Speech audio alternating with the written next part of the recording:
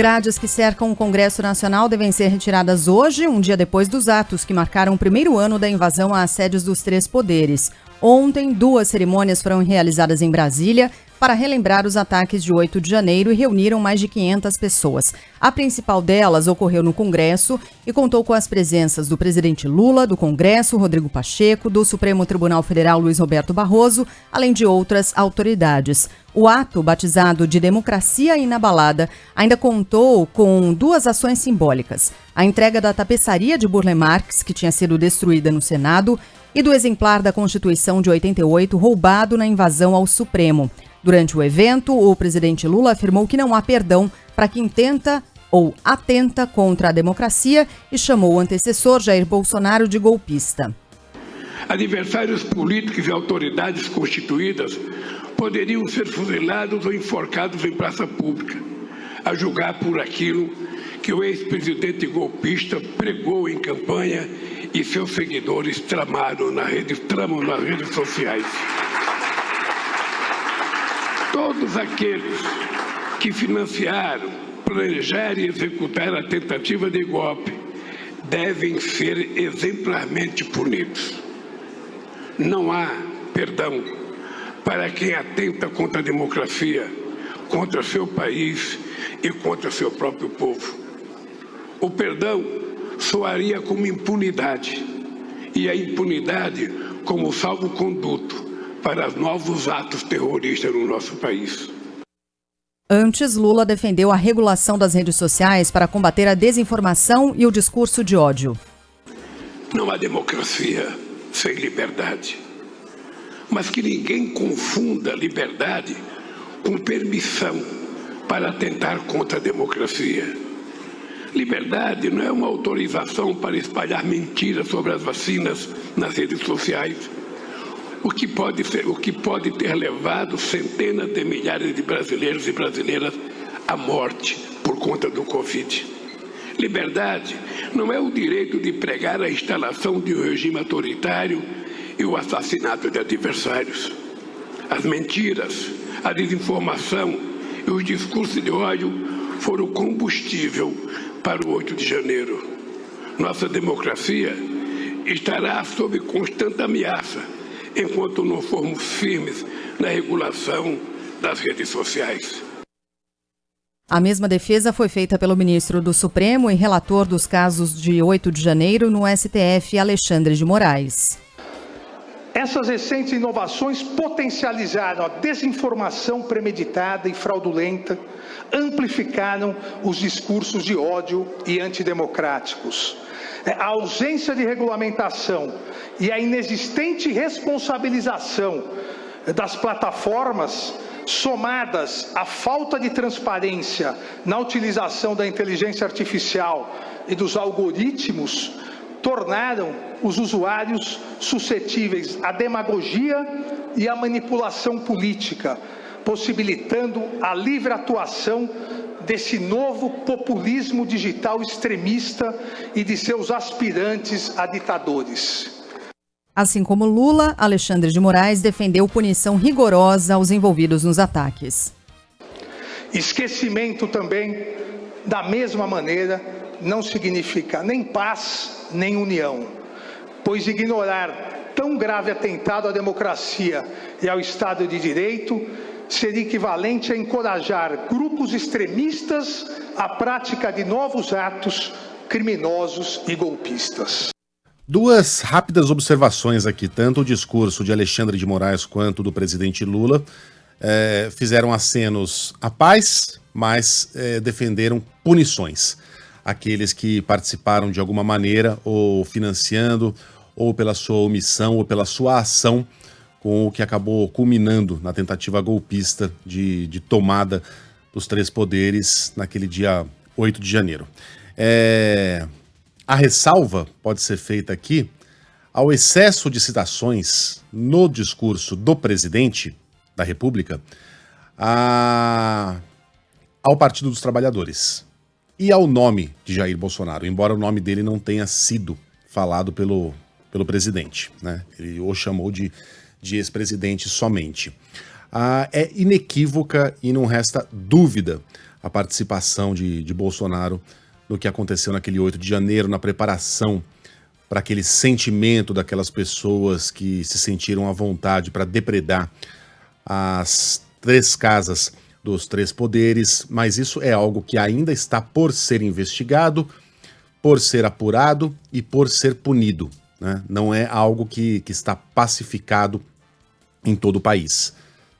Portanto, Lula teria sido, acredito eu, mais inteligente se deixasse de fora o ex-presidente, se deixasse de fora as citações ao próprio partido e ao próprio governo e transformasse aquilo em um evento exclusivamente institucional, né, de defesa da democracia brasileira. Essa é uma ressalva que tem de ser feita.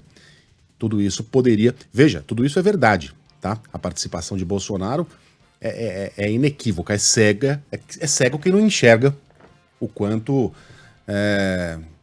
esse ato de 8 de janeiro foi cultivado durante 4 anos no cercadinho e em qualquer discurso em que o presidente falava, ou então o presidente falava sobre as urnas, tentava desacreditar o sistema eleitoral brasileiro, tentava jogar a população contra o STF e muitas vezes contra o Congresso também, e principalmente, claro, contra a oposição. Tudo isso está fartamente documentado e a gente pode dizer que é um caso que se caracteriza pelo excesso de provas, tá? Então não é que Lula tenha dito uma inverdade. Ele disse uma verdade, mas uma verdade que poderia ser guardada para outras ocasiões, para que o ato não fosse contaminado pela política partidarista e para que não houvesse munição, inclusive para que aqueles que não compareceram, governadores que não estiveram presentes, autoridades que não estivessem presentes, como Arthur Lira, pudessem argumentar que aquilo era um evento menos institucional e mais político-partidário, tá? Essa é a ressalva a ser feita. No mais, os discursos são irretocáveis. O presidente do Congresso, Rodrigo Pacheco, falou em inimigos da democracia. Esse momento é um momento de reafirmação da força da democracia brasileira e o nosso compromisso com os valores democráticos. Os inimigos da democracia, que não representam a vontade popular, recorrem à desinformação, à desordem, ao vandalismo, para simular uma força que não possuem. Os inimigos da democracia disseminam ódio para enganar e recrutar uma parcela da sociedade. Os inimigos da democracia usam um falso discurso político para ascender ao poder, para nele se manterem de maneira ilegítima e para dissimular suas reais intenções. Já o presidente do STF, Luiz Roberto Barroso, rechaçou os ataques e criticou o extremismo. A violência, a intolerância e o extremismo só levam à decadência e à infelicidade. Estamos todos reunidos aqui hoje para renovar a nossa crença na democracia, na harmonia entre os poderes e na vida vivida com boa fé e boa vontade, componentes indispensáveis para um país melhor e maior. Não passaram e não passarão.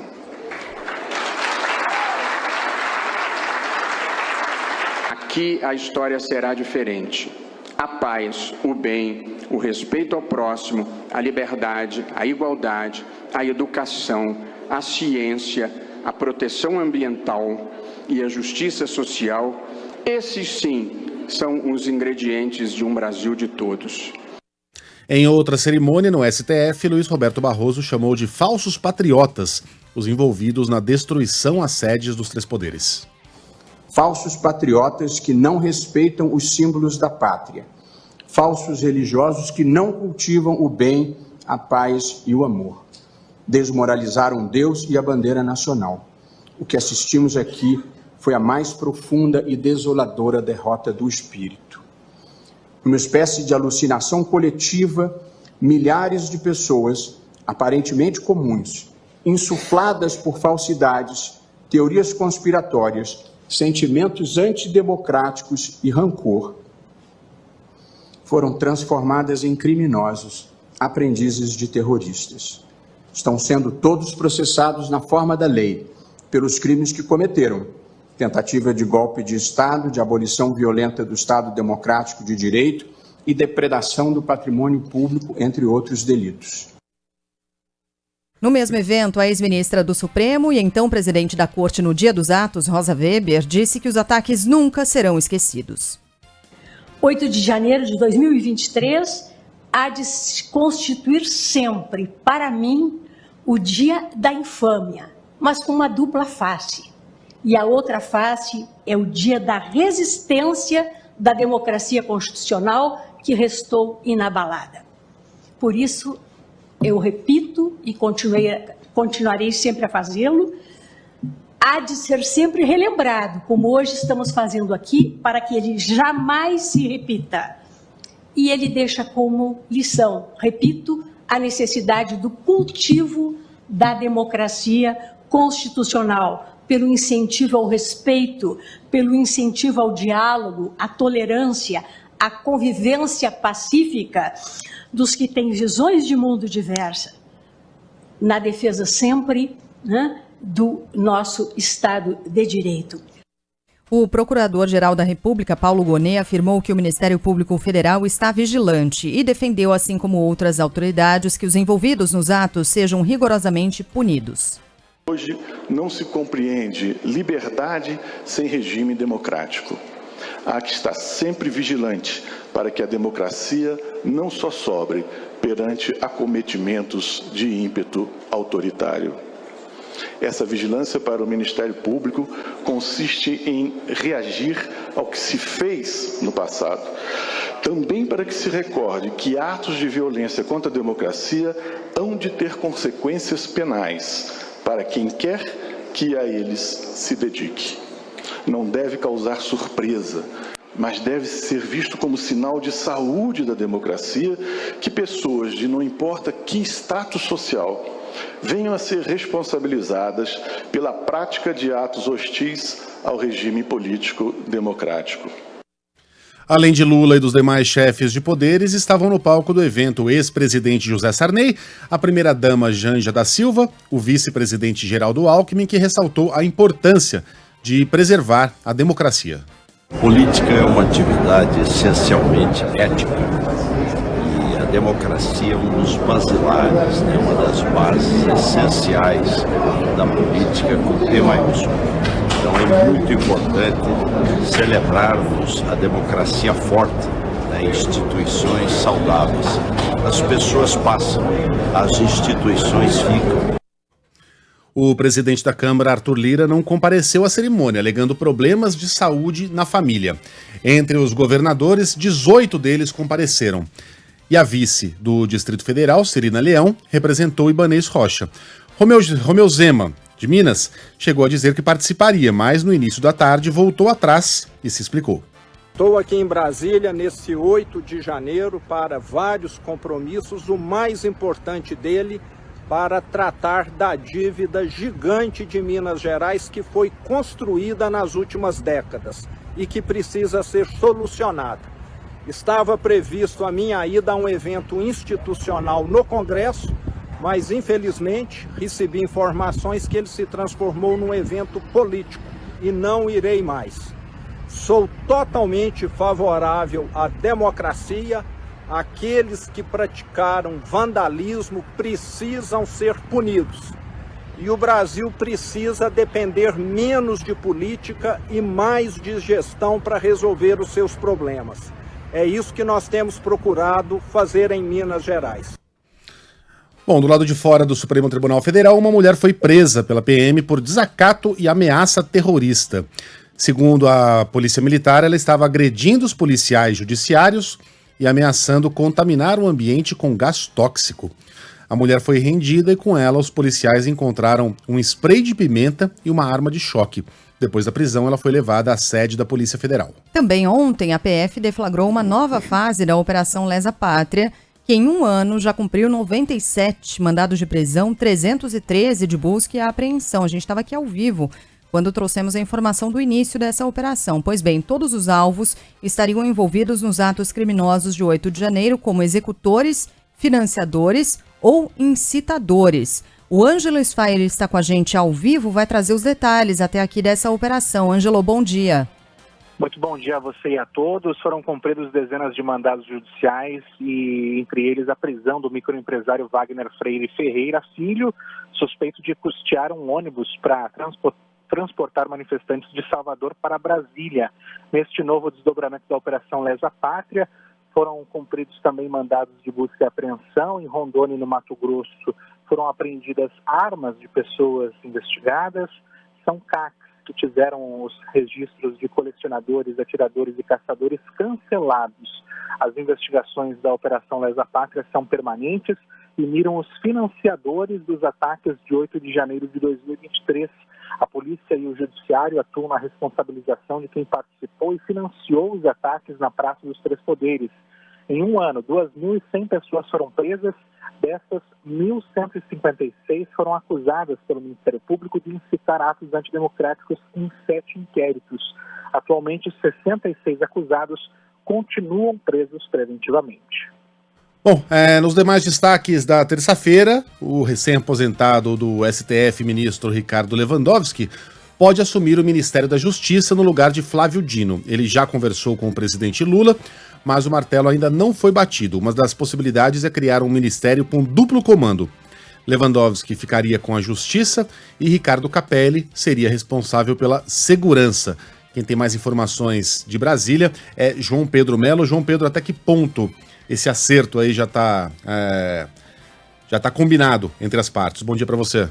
Oi, Megali, bom dia a você, bom dia a todos que estão nos acompanhando. Olha, tá quase tudo pronto. A tendência é de que seja feito o anúncio até sexta-feira. Só que o Lewandowski não quer dividir o Ministério da Justiça, assim como também o presidente Lula não tem essa intenção. A avaliação de Lewandowski é de que o Ministério perderia poder. Seria uma espécie de cartório com grife se tirasse a segurança pública. Então, exatamente por isso, ele não quer que essa questão seja feita. O presidente Lula chamou o ministro aposentado do Supremo Tribunal Federal, Ricardo Lewandowski, ontem, para essa conversa, exatamente para discutir o futuro do Ministério da Justiça. Esse encontro foi no Palácio do Planalto, logo depois da cerimônia do dia 8 de janeiro, que foi no Congresso Nacional. Só que, por enquanto, Flávio Dino é o chefe dessa pasta, deve ficar até o fim dessa semana e depois começa a preparar a posse no Supremo Tribunal Federal. Lembrando que essa posse está marcada para o dia 22 de fevereiro. Até lá, o presidente precisa indicar quem vai assumir esse cargo. E nos bastidores, ele já disse que deve fazer essa indicação até o fim dessa semana. E que essa indicação será, de fato, Ricardo Lewandowski. Ele é considerado como favorito, inclusive, para essa pasta da Justiça já há algum tempo, e inclusive recebeu o apoio das alas da esquerda, né, que estavam brigando bastante por essa pasta, né? A gente tinha ali o nome de Gleisi Hoffmann correndo por fora, outras pessoas ligadas também à esquerda estavam correndo por fora nessa indicação, só que, ao que tudo indica, Ricardo Lewandowski recebeu, então, esse apoio. Essa é uma pasta estratégica do Executivo, por quê? Porque ela tem a função de conversar com as outras alas de articulação entre os poderes e exatamente por isso é considerada estratégica. E é também, obviamente, responsável pelas forças de segurança do país. Fontes ligadas ao Palácio do Planalto disseram o seguinte, que o convite já pode ter sido feito desde ontem e que Ricardo Lewandowski já pode, inclusive, ter aceito. Só que essa questão de fato, publicar essa indicação vai ser na sexta-feira por conta exatamente da preparação para essa transição.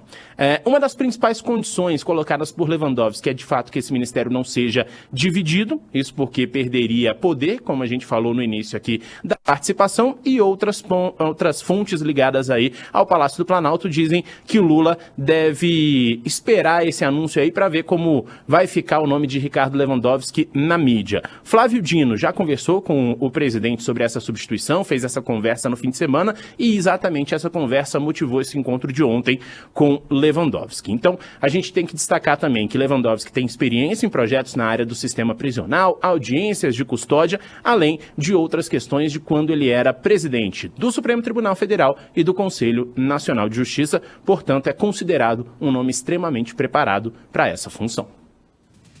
Maravilha. Valeu, JP.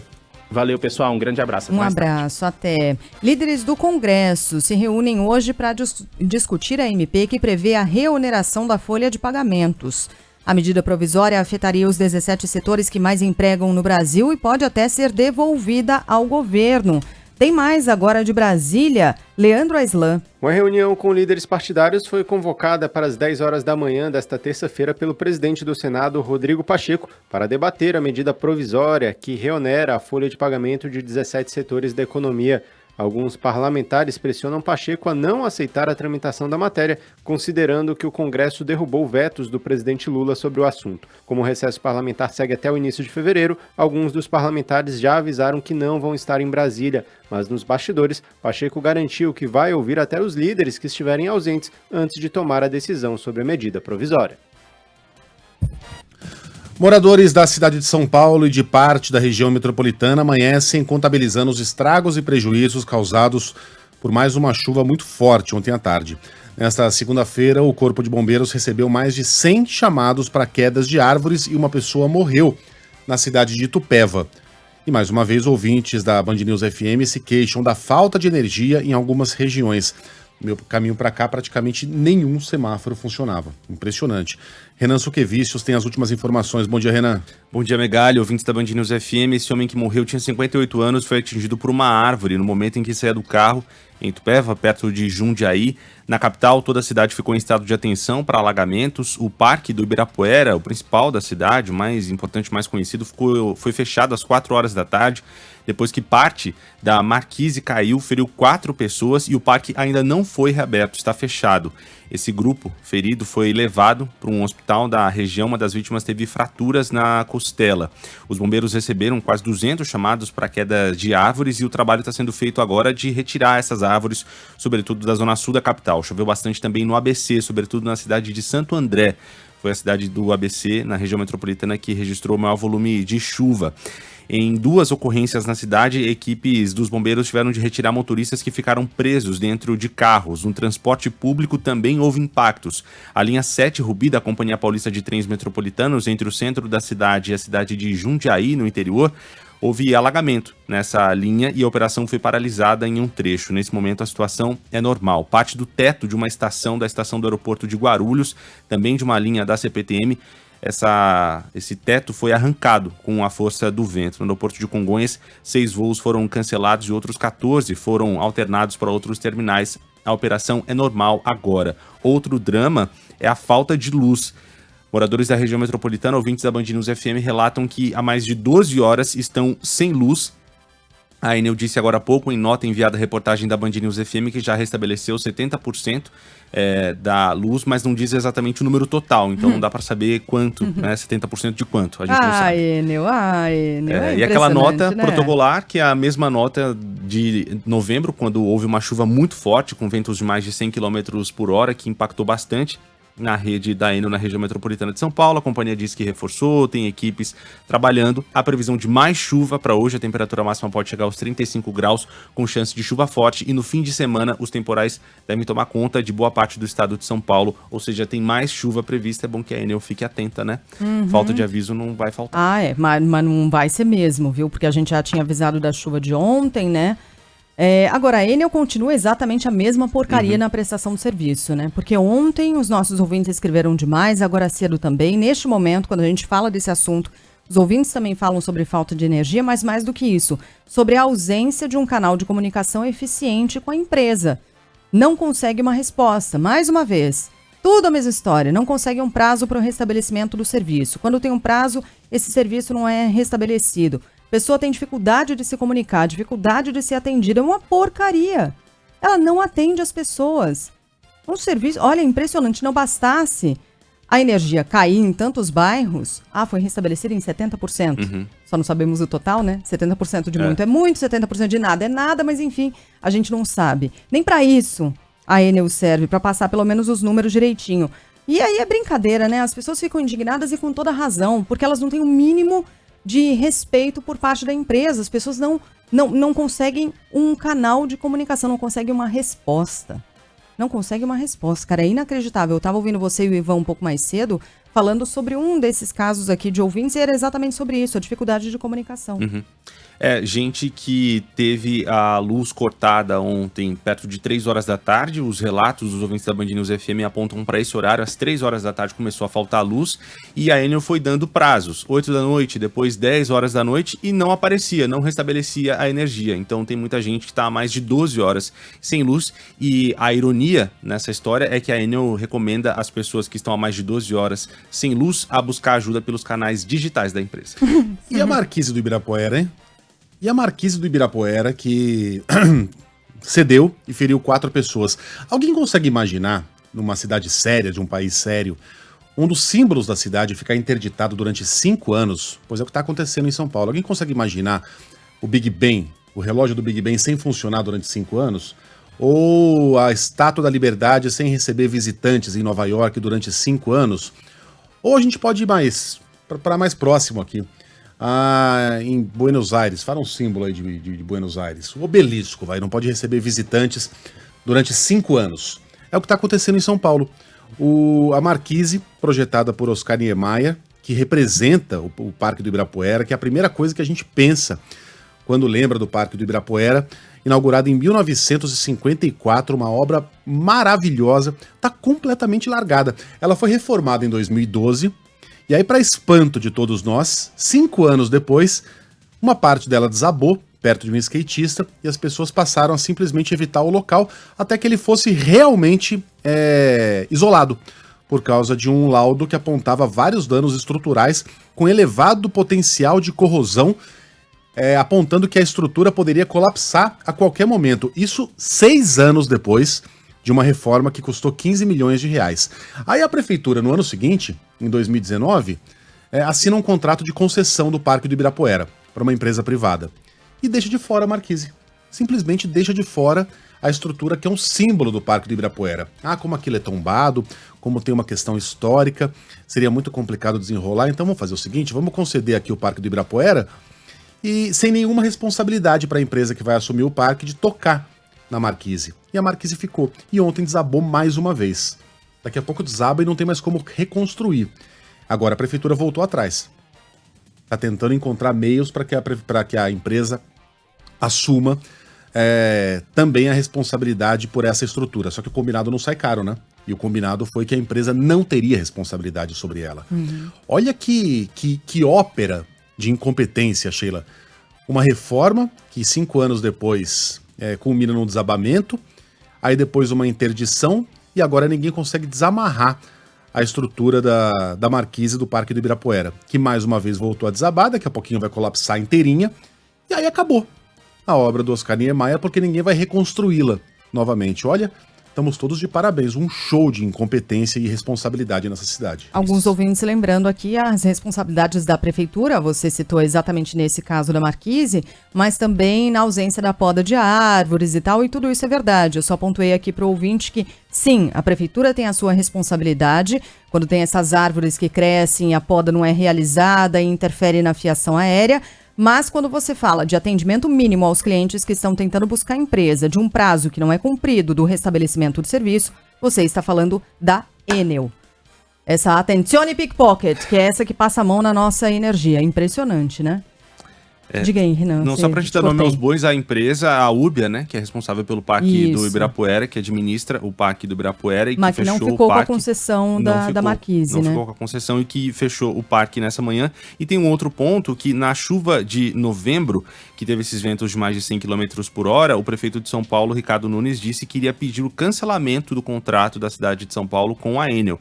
Ele faria esse pedido à Agência Nacional de Energia Elétrica. A reportagem da Band News FM questionou a prefeitura a esse respeito e disse que está aguardando um posicionamento. A prefeitura entrou com ação na justiça obrigando a Enel a apresentar um plano de contingência e um cronograma preventivo para o período de chuvas, que a justiça tinha decidido a favor da prefeitura de São Paulo no dia seguinte, mas a temporada de chuvas chegou e a Enel foi pega de surpresa. Bom, ainda em São Paulo entram hoje no 9º dia as buscas pelo helicóptero que desapareceu quando seguia para o litoral norte do estado. A aeronave levava 4 pessoas, sumiu no último dia do ano, no trajeto entre São Paulo e Ilhabela, e quem está acompanhando desde então é Tiago Muniz O que há de novo, Muniz? Bom dia. Pouco, Megali. Uma base operacional foi montada na área onde as buscas estão concentradas. A polícia já encontrou o local onde o Robinson 44, o modelo do helicóptero, fez um pouso de emergência antes de o piloto retomar o voo e desapareceu. Esse local fica perto da represa de Paraibuna, no interior do estado, região do Vale do Paraíba, a caminho do litoral norte. Avião, helicópteros e drones estão sendo usados nos trabalhos. O porta-voz do Comando de Aviação da Polícia Militar de São Paulo, o Major César Augusto Silva, fala que com o passar dos dias fica cada vez mais difícil encontrar os ocupantes da aeronave com vida. Hoje a gente não tem prazo, nós estamos lutando contra o tempo, porque a gente imagina que se com vida estiverem, cada dia que passa, cada hora que passa no meio de um ambiente hostil, como eu falei, de mata, etc., fica mais dificultoso a vida. As equipes seguem fazendo varreduras num raio de 25 quilômetros no entorno de uma antena em Paraibuna, que registrou o último sinal de celular de uma das passageiras. O aparelho emitiu sinais até pouco depois das 10 horas da noite da segunda-feira da semana passada. Ou seja, até 33 horas depois da decolagem do helicóptero do aeroporto Campo de Marte, em São Paulo. O delegado da Divisão de Operações Especiais da Polícia Civil de São Paulo, Clemente Calvo Júnior, fala do uso dessas informações nas buscas. Houve uma comunicação com antena só, então não há uma efetiva triangulação e não dá para uma delimitação mais precisa da área. O equipamento era pilotado por Cassiano Teodoro, de 44 anos. Também estavam a bordo os passageiros, empresário Rafael Torres, de 41 anos, a amiga dele, Luciana Rodzevics, de 46, e a filha dela, Letícia Ayumi Rodzevics, de 20 anos. Continuam as buscas, portanto, ao longo do dia de hoje. Em Minas Gerais, o CENIPA vai apurar o pouso forçado feito por um helicóptero da Polícia Rodoviária Federal. A aeronave teve uma perda súbita de rotação logo depois de resgatar uma vítima de um acidente em BH, de onde a gente tem as informações agora com a Tayane Ribeiro. A Polícia Rodoviária Federal afirma que o helicóptero, obrigado a fazer um pouso forçado no anel rodoviário de Belo Horizonte, teve perda súbita de rotação, o que obrigou o piloto a fazer a manobra de emergência. O CENIPA, Centro de Investigação e Prevenção de Acidentes Aeronáuticos, foi acionado para realizar os primeiros levantamentos da ocorrência. Tudo começou em uma batida, envolvendo 5 veículos pesados entre caminhões e carretas no anel rodoviário. O motorista de um dos veículos ficou preso às ferragens e seria transferido de helicóptero para um hospital de pronto-socorro na capital. No entanto, a aeronave precisou fazer um pouso forçado na Avenida Tereza Cristina, segundos depois de decolar.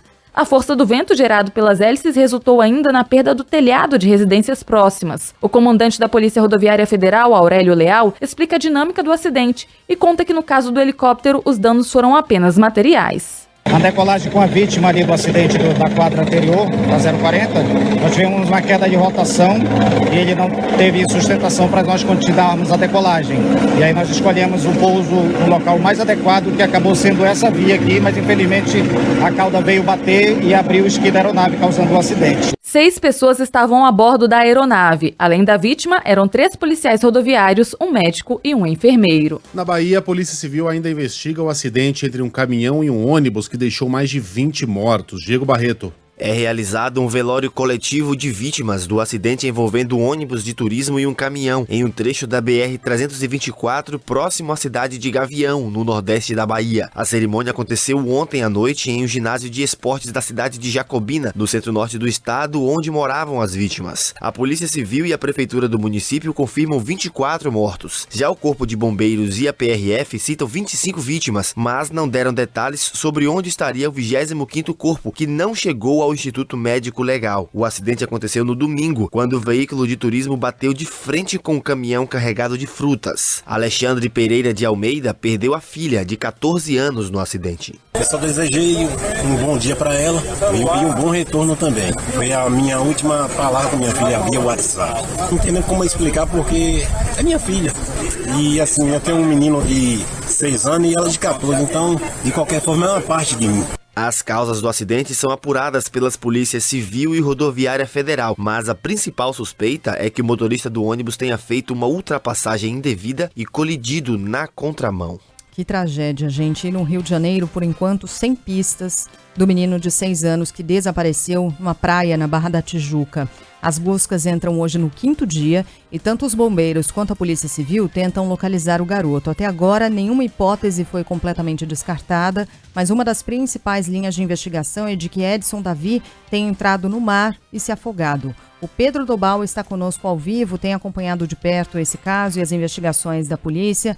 Nos traz novidades. O problema é que são poucas novidades até aqui. A polícia trabalha com poucos elementos ainda, né, Dobal? Bom dia para você. Pois é, bom dia para você, bom dia a todos que nos acompanham. A Polícia Civil, inclusive, agora está reforçando essas buscas realizadas até então pelo Corpo de Bombeiros, agora com o uso de um helicóptero equipado com câmera térmica. O Edson Davi foi visto pela última vez na quinta-feira na praia da Barra da Tijuca, quando foi à praia com um pai que trabalha em uma barraca. As buscas ocorrem ao longo de 16 quilômetros da orla da zona oeste da cidade, com o uso de guarda-vidas, mergulhadores, quadriciclos, motos aquáticas, drone e helicópteros. Os investigadores estão analisando imagens de câmeras de segurança da região, mas eles já sabem que a câmera da prefeitura, que fica bem nesse local onde o Edson Davi estava, não estava funcionando no dia em que ele desapareceu. A principal linha de investigação, como você disse, é a de que ele tem entrado no mar e se afogado. Inclusive, a polícia já ouviu algumas testemunhas. Uma delas disse aos policiais que viu o menino entrar no mar 3 vezes enquanto jogava futebol e que o pai chegou a chamar a atenção do filho. Outra testemunha contou que Edson pediu uma prancha emprestada para entrar na água, mas que não atendeu ao pedido porque o mar estava muito agitado. Um terceiro homem que trabalha com o pai da criança nessa barraca disse que também pediu para o menino sair da água devido às fortes ondas. Familiares ainda relatam, em meio a toda essa situação, que tem recebido muitos trotes e pistas falsas sobre a localização do menino. Uma das mensagens recebidas pela família exigia mais de R$ 1.500 para devolver a criança. A Delegacia de Descoberta de Paradeiros afirma que recebeu relatos de crianças semelhantes que teriam sido encontradas, mas nenhum desses casos foi comprovado.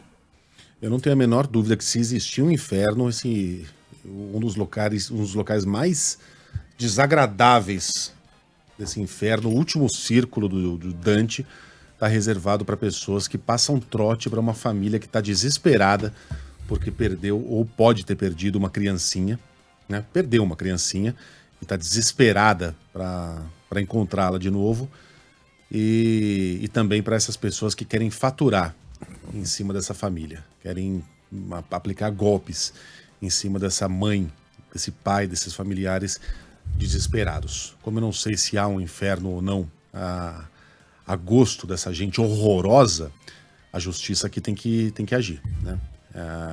E dar a eles o local que é deles. A cadeia, uma cela bem gelada e, enfim, bem preparadinha para essa gente medonha, que comete uma... Enfim, eu não tenho palavras para definir um ato como esse. Alguém que quer brincar, que quer passar trote ou faturar uma graninha em cima de uma família vivendo um desespero dessa magnitude. É uma gente canalha, né? É gente canalha. É de arrepiar. Terrível.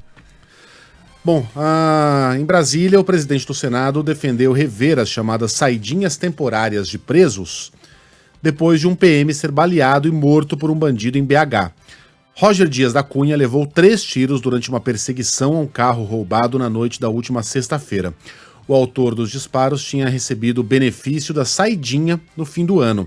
Quem tem os detalhes é Vinícius Luiz. O corpo do policial militar Roger Dias da Cunha, assassinado a tiros, será velado hoje, a partir de 1h da tarde, no cemitério Bosque da Esperança, na região norte de Belo Horizonte. O militar foi executado a queima-roupa durante uma perseguição a 2 suspeitos na última sexta-feira. A morte cerebral foi confirmada no domingo. Os suspeitos que atiraram no PM tiveram a prisão em flagrante convertida em preventiva. O governo de Minas decretou luto de 3 dias no estado. O presidente do Congresso Nacional, senador Rodrigo Pacheco, do PSD, comentou o caso e afirmou que vai atuar para modificar a legislação sobre saídas temporárias da prisão, que era o caso dos suspeitos que atiraram.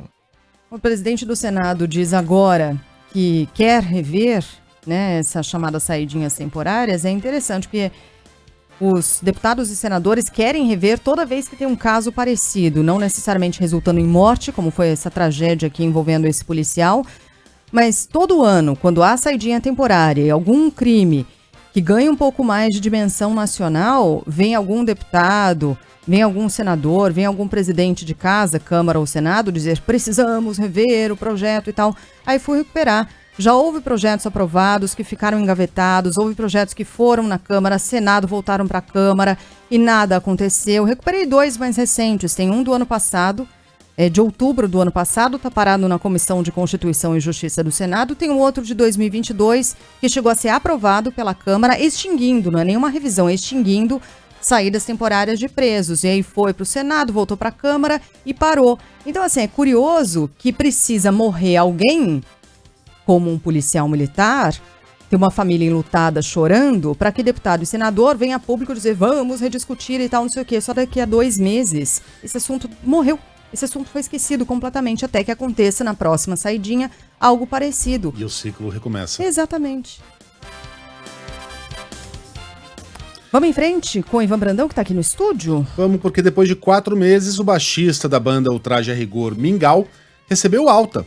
Em São Paulo, Ivan tem as últimas informações. Bom dia, Ivan. Bom dia, Megali. Foi um pedido da família aí para que o baixista da banda Ultraje a Rigor siga com a reabilitação motor e funcional em uma clínica, né? Então ele recebeu alta ontem, depois de passar 4 meses internado no Hospital São Luís, no Itaim Bibi, aqui em São Paulo. O boletim médico diz que ele deixou a unidade sem sedação, que ele tem boa evolução no quadro neurológico. Aliás, estou aqui com a nota, né, esse último boletim médico, que fala que durante o período de internação dele na unidade, aí deu entrada em 3 de setembro de 2023, ele recebeu toda a assistência multiprofissional necessária, passou por 3 procedimentos cirúrgicos e depois de um tratamento de um quadro infeccioso nos últimos dias, a equipe avaliou que sim, o Mingau tem condições, tinha condições de ter alta com maior segurança e prosseguir esse tratamento em uma clínica que a família escolher. Em nota, os parentes agradeceram também o apoio e o carinho que receberam ao longo desse período de internação. Então ele vai entrar agora numa nova etapa de reabilitação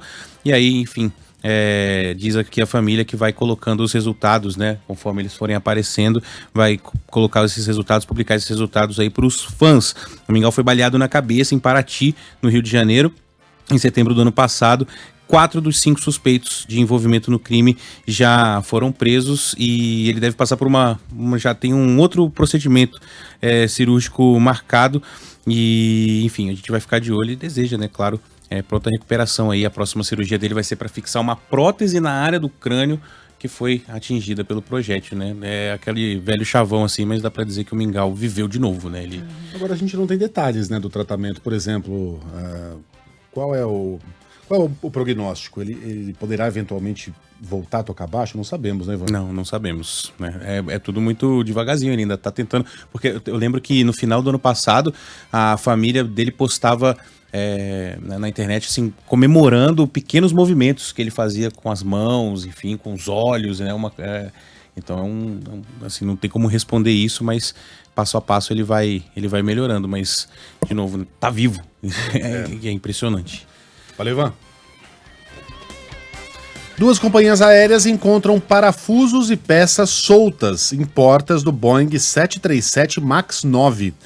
Na sexta-feira, uma saída de emergência do modelo se abriu em pleno voo de um avião da Alaska Airlines. Arthur Coelho tem os detalhes. A United Airlines e a Alaska Airlines afirmaram ter encontrado parafusos e peças soltas durante a inspeção obrigatória em portas de aeronaves Boeing 737 MAX 9. A inspeção foi determinada pela Agência de Aviação Civil norte-americana. A medida se deu após uma porta ser ejetada em um voo da Alaska Airlines nos Estados Unidos na última sexta-feira. A United informou que as peças podem ter relação com problemas na instalação do tampão da porta, como parafusos que precisavam de aperto adicional. Já a Alaska disse que relatórios indicaram a existência de algumas peças soltas em aeronaves do modelo. Os aviões Boeing 737 MAX 9 vão seguir proibidos de voar, inclusive no Brasil, até que as companhias aéreas concluam as inspeções. Megali falou logo no comecinho do jornal, né, sobre Franz Beckenbauer, uma lenda do esporte, uma lenda do futebol mundial e considerado o maior nome do futebol alemão. Fãs, amigos e colegas lamentam a morte do ex-jogador e ex-técnico que tinha 78 anos e fez história na seleção alemã e também no Bayern de Munique. Bruno Camarão tem os detalhes. Didier Deschamps torna-se o único futebolista vivo a se sagrar campeão mundial como atleta e treinador. O francês externou toda a tristeza pelo falecimento de Franz Beckenbauer aos 78 anos. A minha dor é igual à felicidade que tive ao ser convidado para a mesa destes dois gigantes do futebol internacional, afirmou Deschamps. O lendário defensor alemão, vencedor da Copa em 74 e em 90, é considerado o maior esportista daquele país. 2 dias antes morreu Mário Jorge Lobo Zagallo, outro que acumulara no currículo mundiais como jogador e no comando da seleção brasileira. Sobre Beckenbauer, um comunicado da família divulgado pela imprensa não deu detalhes sobre a causa, apenas indicando que o Kaiser morreu dormindo. E a nossa enquete ficou como, Sheila? Cara, muita gente citou Zico. Acho que foi um dos mais citados aqui pelos nossos ouvintes. Mas teve gente que citou Maradona. Não, gente, Maradona não. Maradona morreu. Não era essa questão, né? É vivo. Vivo e aposentado. Isso. Né? Teve Juninho Pernambucano. Não. Vamos falar daqueles outra prateleira. Eu acho que os que podem ser colocados. A pergunta é, com a morte de Beckenbauer e Pelé, quem agora é o maior jogador da história do futebol já aposentado? Ou seja, que já deu toda a sua contribuição ao esporte. Zico, Rivelino. Zico, Rivelino, Tostão, para ficar no Brasil por enquanto. Romário e Fenômeno. Isso. E o Ronaldinho Gaúcho. Esses são os brasileiros. Aí eu acrescentaria Zidane, Platini, e eu acho que eu fico por aqui. Tá de acordo, Camarão? É isso, né? Marcelinho Agora, Carioca. Não, menos. Agora, se for para escolher um, Sheila, eu peço desculpas aqui, mas eu acho que vai ter que ser o Zidane. É? Não é o Ronaldo Fenômeno? Não é o Romário? Como é difícil. Não, o Romário não. Eu acho que é o Ronaldo Fenômeno. Eu sou fã de todos, tá? Mas acho que Fenômeno... Eu vou escolher o Zidane, tem que escolher um, Zidane. Pronto, Zinedine Zidane. Teve mais gringo, que eu não tô achando as mensagens logo do começo do jornal, mas teve mais gente, assim, que citou outros jogadores fundamentais para a história do esporte e tal, mas não tô lembrando aqui logo do começo. Mas mais gringos, brasileiros, acho que a gente citou todos David aqui. Beckham? Não. Bom jogador, ótimo jogador. Uma patada. O critério não é os ali. mais lindos jogadores, não é essa parte. Não? Em frente, a FIFA defende a autonomia da CBF e diz ver a normalidade restaurada com a volta de Edinaldo Rodrigues à presidência. Gabriela Morgado. A FIFA descarta a possibilidade de impedir a participação da seleção e de clubes brasileiros em competições internacionais. A declaração ocorreu após uma visita de representantes da entidade máxima do futebol à sede da CBF na zona oeste do Rio. A ação tem previsão de continuar hoje. A FIFA ameaçava punir a confederação por entender como interferência externa a destituição de Edinaldo Rodrigues da presidência da CBF por decisão da Justiça do Rio. Com o retorno ao cargo por meio de liminar do Supremo Tribunal Federal, o risco está descartado. Uma das primeiras ações de Edinaldo Rodrigues de volta à CBF foi demitir o técnico Fernando Diniz e convidar Dorival Júnior para a seleção. O anúncio foi feito pelo São Paulo, clube do treinador, e deve ser feito oficialmente pela Confederação ainda nesta semana. Tem uns legais aqui, hein? Ibrahimovic, Lothar Matthäus da Alemanha, Falcão, verdade. Esses todos aí dá para acrescentar. Roberto Baggio, italiano. Mas, assim, são todos nomes muito legais, mas nenhum deles chega perto de Fenômeno e nem de Zidane, né? Dentro desse grupo aí. Mesmo os craques da Copa de 70, acho que isso estamos falando de outra prateleira aqui. Pepe. Também. Pepe, pode ser. Maldini, Roberto Carlos, tem muita gente boa, né? Tô vendo aqui as outras mensagens aqui. Não, por que Maradona não? Não, a gente já explicou. Vivo. Esteja vivo. É esse o critério. Senão era o Pelé. Se fosse nem entre teríamos aqueles dúvida. Se fosse entre aqueles que já partiram, era o Pelé. Não tinha questionamento aqui. Obrigada, povo. Não para de escrever agora, viu? Um monte de gente. Ela foi lá no começo do jornal e agora de novo aqui. Obrigada, gente. Fala da Copinha, mais 25 jogos movimentam hoje a terceira rodada da Copa São Paulo de Futebol Júnior e tem clube garantido na próxima fase, Aline Fanelli.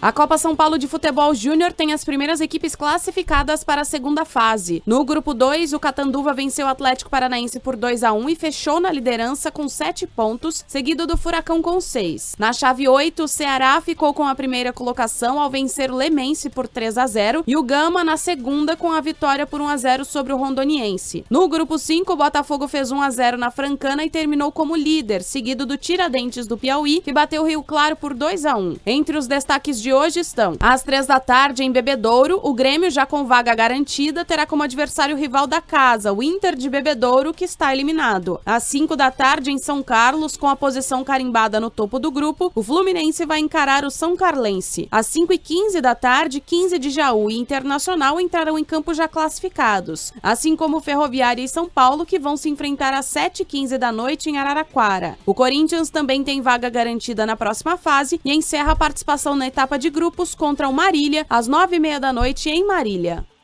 Garrincha, não citamos, e o ouvinte lembrou muito bem aqui, né? Deve ser porque ele já morreu, né?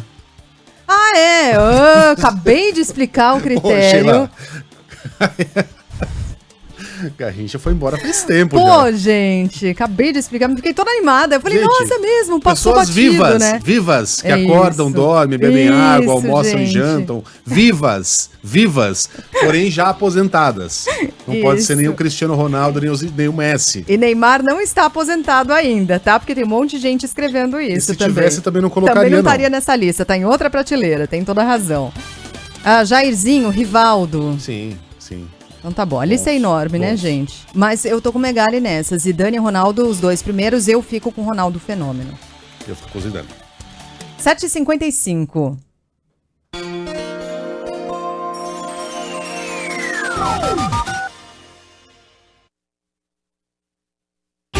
Seu caminho. Robson Ramos, sobrevoando a cidade de São Paulo, a cidade ainda contando os prejuízos, como a gente costuma dizer, no dia seguinte dos temporais, né? Mas é o seguinte, o trânsito ruim em alguns trechos da cidade por causa dos semáforos que não funcionam, semáforos apagados ou no amarelo piscante, tudo por causa do temporal de ontem. E isso, evidentemente, interfere no trânsito. O Robson vai falar de onde agora, Robson? Bom dia. Oi, Sheila Magalhães, bom dia para você. Mais uma vez, bom dia para o ouvinte da Band News FM, para o Luiz Megali também. Estamos sobrevoando a cidade com destaque agora aqui para o corredor norte-sul, para quem vai no sentido do aeroporto de Congonhas. A lentidão começa na Ponte das Bandeiras, vai até o cruzamento com a Avenida do Estado, depois melhora. Aí volta a ficar ruim ali já próximo da Estação da Luz e vai mal até a passagem pelo túnel Tom Jobim, depois melhora bem também. Nesse mesmo trecho, quem vai no sentido de Santana vai bem agora pelo corredor.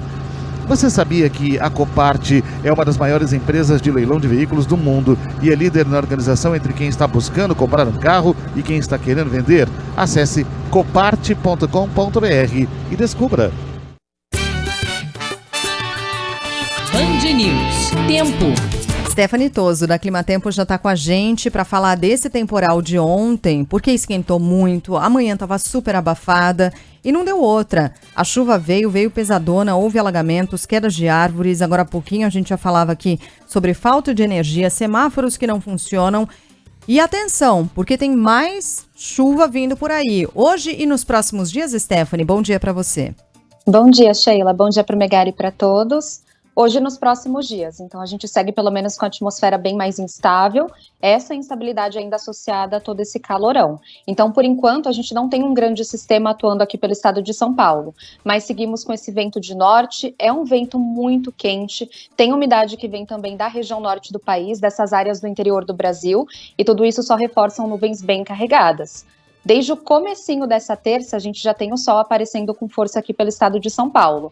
Ontem a capital teve recorde de calor do ano, então a nossa temperatura chegou a 34,2 graus na estação do Mirante de Santana e hoje temos chance de bater um novo recorde com calor de 35 graus. E aí toda essa combinação durante a tarde volta a provocar pancadas fortes aqui sobre a região metropolitana. Temos essa atenção, é uma chuva que de novo vem acompanhada por ventos, então rajadas que podem chegar a 51, 70 km por hora, muitos prejuízos ainda podem ser registrados hoje ao longo da tarde e também comecinho da noite aqui pela Grande São Paulo. Então vale essa atenção, não deve ser uma chuva que vai se estender por muitas horas, mas é pancada. E é pancada que nesse curto período de tempo pode acumular volumes bem altos. Ontem, inclusive, tivemos milímetros que chegaram a cerca de 97 em alguns bairros aqui da cidade de São Paulo, e hoje tem chance para esse repeteco de novo. E aí o mesmo vale para as regiões do interior de São Paulo. Seguimos ainda com temperaturas que podem bater 35, 36 graus com muita facilidade. Tem chance até para alguns temporais isolados, para a região de Ribeirão Preto, Franca, São Simão, Mococa. Então essas áreas que fazem divisa com Minas ainda seguem nessa condição para temporal. E aí pelo menos litoral de São Paulo escapa hoje ainda dessa condição de chuva forte. Para o litoral é um dia com mais sol, temperatura que chega ainda a 34 graus, mas pancadas bem mais isoladas e mal distribuídas por lá. E aí pelo menos até a quinta essa condição ainda se mantém aqui para o estado de São Paulo. Pelo menos até quinta significa na sexta-feira e no fim de semana a coisa muda ou não?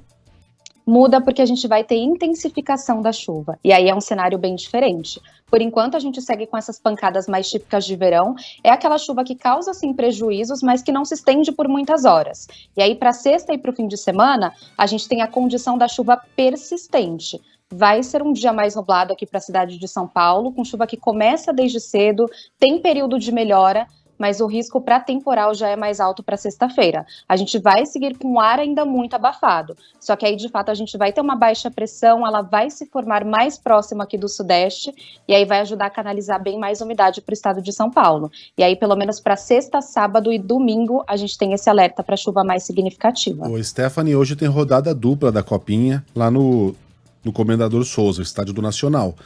Retrô e São Caetano à 13h, Nacional e Avaí às 3h15, e eu tô combinado de levar a molecada, levar meu guri, a primaiada. Eles estão animadíssimos, mas agora eu tô preocupado porque aquela é uma área que eu sei que alaga na Barra Funda. O que você me recomenda?